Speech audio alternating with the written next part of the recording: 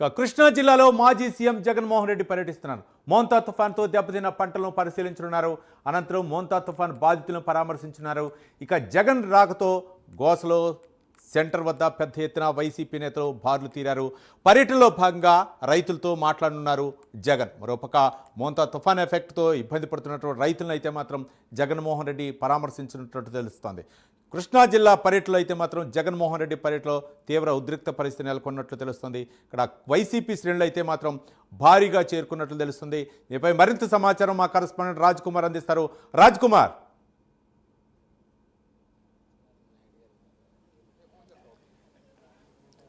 రవి, మొత్తానికి మాజీ సీఎం జగన్మోహన్ రెడ్డి పర్యటన కృష్ణా జిల్లాలో కొనసాగుతుంది. చాలా పెద్ద ఎత్తున కార్యకర్తలు ప్రజలందరూ కూడా రోడ్డుపైకి వచ్చి జగన్మోహన్ రెడ్డి స్వాగతం పలుకుతా ఉన్నారు. ప్రస్తుతం ఎలమర్రు ప్రాంతం కూడా దాటింది. కాన్వైపు ఇప్పటికే చాలా పెద్ద ఎత్తున స్వాగతం చెప్తా ఉన్నారు. అందరూ కూడా చూడొచ్చు, ఏదైతే పెద్ద ఎత్తున మోంతా తుఫాన్ కారణంగా పంట పొలాలు చాలా పెద్ద ఎత్తున నష్టం జరిగింది. ఈ నష్టం జరిగినటువంటి రైతాంగాన్ని అందరినీ కూడా పరామర్శించేందుకు ఇక్కడికి వచ్చి వాస్తవ పరిస్థితి అంటే రైతులు ఎదుర్కొంటున్నటువంటి సమస్యలు తెలుసుకునేందుకు జగన్మోహన్ రెడ్డి నేరుగా కూడా రైతులతో మాట్లాడబోతున్నారు.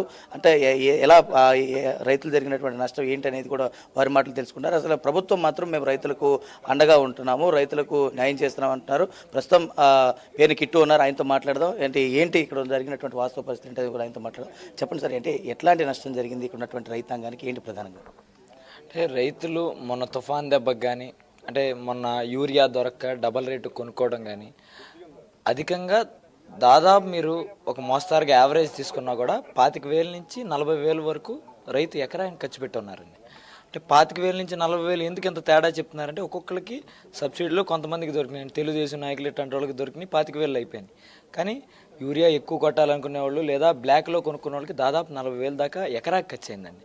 ఈ తుఫాన్ దెబ్బకి పడిపోతే కనీసం ప్రభుత్వం వారు ఫీల్డ్కి రాకుండా, ఫీల్డ్కి వచ్చి ఎంతవరకు పాడైందో చూడకుండా మోస్తారుగా మేము అన్నీ చేసాం, మేము నమోదు చేసాం. మామూలుగా అంటే ఇంతకుముందు ప్రభుత్వం ఉన్నప్పుడు ఎట్లా జరిగేదంటే, ఆర్బీకేలో ఎవరెవరికి వెళ్ళి ముందు అక్కడ అగ్రికల్చర్ ఆఫీసర్లు ఎవరైతే ఉంటారో వాళ్ళందరూ ఫీల్డ్లోకి వెళ్ళి ఎంతెంత పోయింది, ఎంత పర్సెంట్ పోయింది అనేది రాసుకుని, ఎన్ని ఎకరాలు పోయిందని రాసుకుని దాన్ని ఆర్బీకేలో డిస్ప్లే చేయడం జరిగింది. ఇప్పుడు అసలు వెళ్ళటం లేదు, డిస్ప్లే చేయడం లేదు, ఎవరికి వస్తుందో తెలియదు. ఈరోజు ఇంత ఖర్చు పెట్టున్నాము, రేపు మన పరిస్థితి ఏంటో కూడా అర్థం కావట్లేదు ఎవరికి.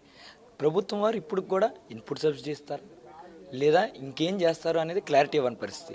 ఇంకో తేడా ఏంటంటే, ఇంతకుముందు ప్రభుత్వంలో ఇన్సూరెన్స్ కూడా ప్రభుత్వం జగన్మోహన్ రెడ్డి గారి ప్రభుత్వంలో జగన్మోహన్ రెడ్డి గారు కట్టేవాళ్ళు. రైతుకి ఈ క్రాప్ చేయించుకోవడం ఒక్కటే తెలుసు. కానీ ఈ ప్రభుత్వంలో ఇన్సూరెన్స్కి 850 రూపాయలు ఎకరాకి కట్టాలని రైతుల మీద పెట్టారు. రైతులు ఈరోజు ఇన్సూరెన్స్ కట్టని పరిస్థితి. మరి ఇప్పుడు క్రాప్ ఇన్సూరెన్స్ రాక, వీళ్ళేదో అరకొరగా ఇచ్చే ఇన్పుట్ సబ్సిడీతో ఏమీ మిగలక ఏమి చేయాలో అర్థం కాక ఇబ్బంది పడుతున్న వాళ్ళని ఈరోజు జగన్మోహన్ రెడ్డి గారు వచ్చి ఈ పొలాలు చూసి ఖచ్చితంగా వీళ్ళకి బాసటగా నుంచి ప్రభుత్వం నుంచి వీళ్ళకి అంటే ఏదైతే రావాలో డిమాండ్ చేయడానికి ఇక్కడికి వస్తుంది. ఈ తుఫాన్ కారణంగా వచ్చింది కాబట్టి మేమైతే అండగా ఉన్నాం. గతంలో కూడా ఇలాంటి పరిస్థితులు ఎదురైనాయి. అలాంటి సమయంలో మీ ప్రభుత్వం కూడా ఉన్నటువంటి నేపథ్యంలో ఈ రెండింటికి ఎట్లా చూస్తారు వ్యత్యాసం? ప్రజల నుంచి ఎట్లా ఉంది? ఇప్పుడు జగన్మోహన్ రెడ్డి గారు వస్తారంటే స్పందన చాలా అనూహ్యంగా ఉంది. ఎట్లా చూస్తారు వ్యత్యాసాన్ని? ఎట్లా చూస్తారు సార్? ఒకటే చెప్తున్నానండి, మీరు అంటే రైతుల్ని కనుక్కోండి. మమ్మల్ని వద్దు, వైసీపీ వాళ్ళని వద్దు, టీడీపీ వాళ్ళని వద్దు, ఊరికే నార్మల్ రైతు, ఒక రైతు కుటుంబం ఇంటికి వెళ్ళి ఇదే మైకి పెట్టండి. జగన్మోహన్ రెడ్డి గారి హయాంలో నువ్వు ఎవడింటికైనా తిరగాల్సి వచ్చేదా? ఇన్పుట్ సబ్సిడీ కోసం కానీ లేదా ఇన్సూరెన్స్ కోసం కానీ ఎవరి దగ్గరైనా తిరగాల్సి వచ్చేదా? ఈరోజు ఈ ప్రభుత్వంలో నీ పరిస్థితి ఎట్లా ఉందని అడిగితే వాళ్ళే చెప్తారండి. కాబట్టి తుఫాన్లు వచ్చినా ఏమొచ్చినా జగన్మోహన్ రెడ్డి గారు అకౌంట్లో ఆ సీజన్ డబ్బులు వెంటనే ఆ సీజన్ అయ్యే లోపల వాళ్ళకి ఇన్పుట్ సబ్సిడీ అయితే కానీ ఇన్సూరెన్స్ కానీ వాళ్ళ అకౌంట్లో పడిపోయి, ఈరోజు ఇన్సూరెన్స్ లేదు, ఇన్పుట్ సబ్సిడీ ఎప్పుడు వేస్తారో తెలియదు.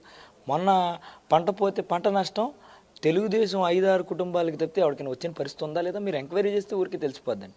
కాబట్టి మా ప్రభుత్వానికి వీళ్ళ ప్రభుత్వానికి మీరు డిఫరెన్స్ అనేది మమ్మల్ని అడగకూడదు, మీరు జనాల్లోకి వెళ్తే మీకే అర్థం అవుతుంది. అంటే ఎట్లా చూస్తారు? మీ నాయకుడు వస్తున్నట్టు మీ నాయకులకి ఆంక్షలు విధిస్తూ ఉన్నారు, ఎట్లా చూస్తారు? ఇప్పుడు కైలానీలకి జరిగినటువంటి పరిస్థితి కావచ్చు, ఎట్లా చూస్తారు ఇవన్నీ?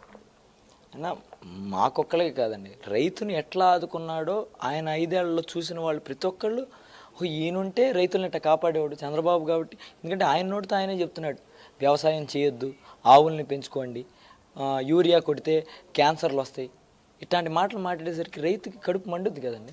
ఆ కడుపు మంట జగన్మోహన్ రెడ్డి గారు పరిపాలించింది చూసిన వాళ్ళకి ప్రేమ అంతా వెల్లువిరిసినట్టు మీకు కనపడతా వస్తుంది. దాంట్లో పుట్టించేదేం లేదు, కొత్తగా సృష్టించేదేం లేదు. మీ ప్రతి ఛానల్లో అవి నిజమా కాదా మీ విజువల్స్లో తెలుస్తాయి. కాబట్టి జగన్మోహన్ రెడ్డి గారు ఉంటేనే మాకు మంచి జరుగుతుందని రైతులు నమ్ముతున్నారు. కాబట్టి ప్రతి చోట వెల్లువెత్తిన ఆనందంతో అందరూ ముందుకు వస్తున్నారు. రైతులు ఉన్నారు, వారితో కూడా మాట్లాడదాం. ఎట్లాంటి పరిస్థితులు ఉన్నాయి చెప్పండి. అంటే ఎంత మేరకు నష్టం జరిగింది, ఏంటి వాస్తవ పరిస్థితి ఏంటి అసలు ఇక్కడ? ఎకరానికి 30 నుంచి 50 వేల వరకు ఖర్చు అయిందండి. ఈ సంవత్సరం బాగా ఖర్చు అయిందండి. ఏరియా టైంకి దొరకలేదు. బ్లాక్లో అమ్మారని కొన్నారు కానీ అసలు మాలాంటి వాళ్ళకి అసలు అందలేదండి. ఏరియా అందలేదండి. పోతే పంట పడిపోయిందండి. తుఫాను వచ్చి పంట పడిపోయిందండి. అంతకితం వైసీపీ గవర్నమెంట్లో 2019 నుంచి 24 వరకు రైతు తెలియకుండానే ప్రభుత్వం కట్టిందండి. ఇన్సూరెన్స్ కట్టింది. Subsidy insurance 2 పడాయి. ఎకరానికి నాకు వచ్చి 18 వేలు చొప్పున పడినాయండి. నాకు 4 ఎకరాలకు 72,000 పడినాయండి. ఇప్పుడు అసలు ఇన్సూరెన్స్ కట్టింది లేదు. ఇన్సూరెన్స్ సబ్సిడీ ఇస్తారో లేదో తెలియదు. ఏదో డాక్యుమెంట్స్ తీసుకున్నారు వస్తాయి. Right thank you Raj Kumar.